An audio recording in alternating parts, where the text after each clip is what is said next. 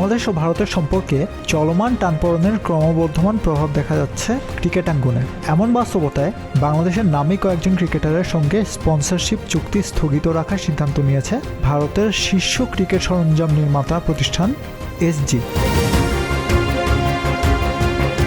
এই তালিকায় রয়েছেন টি-20 দলের অধিনায়ক লিটন দাস ও অভিজ্ঞ ব্যাটার মুমিনুল হক।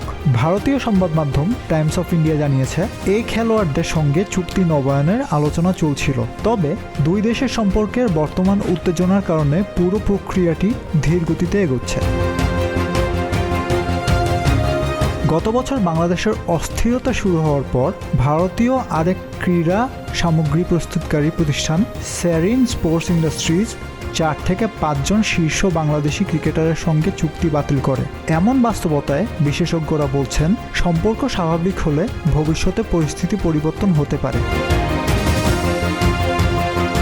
চুক্তি স্থগিত থাকার ফলে শুধু খেলোয়াড়দের আর্থিক অবস্থাই প্রভাবিত হচ্ছে না, দেশের ক্রিকেট ও ক্রীড়া শিল্পেও সরাসরি চাপ সৃষ্টি হয়েছে।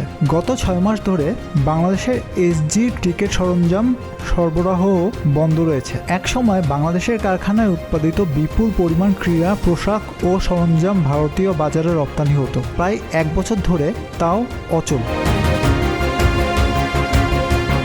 সম্প্রতি আইপিএল সংক্রান্ত ঘটনা উত্তেজনা বাড়িয়েছে।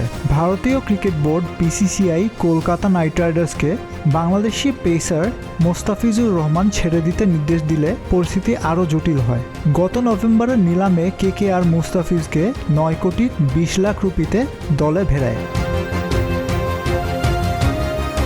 এই পরিস্থিতির প্রভাব পড়ছে আন্তর্জাতিক ক্রিকেটেও। Bangladesh cricket board BCB Bharat থেকে আসন্ন টি-20 বিশ্বকাপে বাংলাদেশের 4টি ম্যাচ শ্রীলঙ্কায় সরানোর আবেদন জানায়।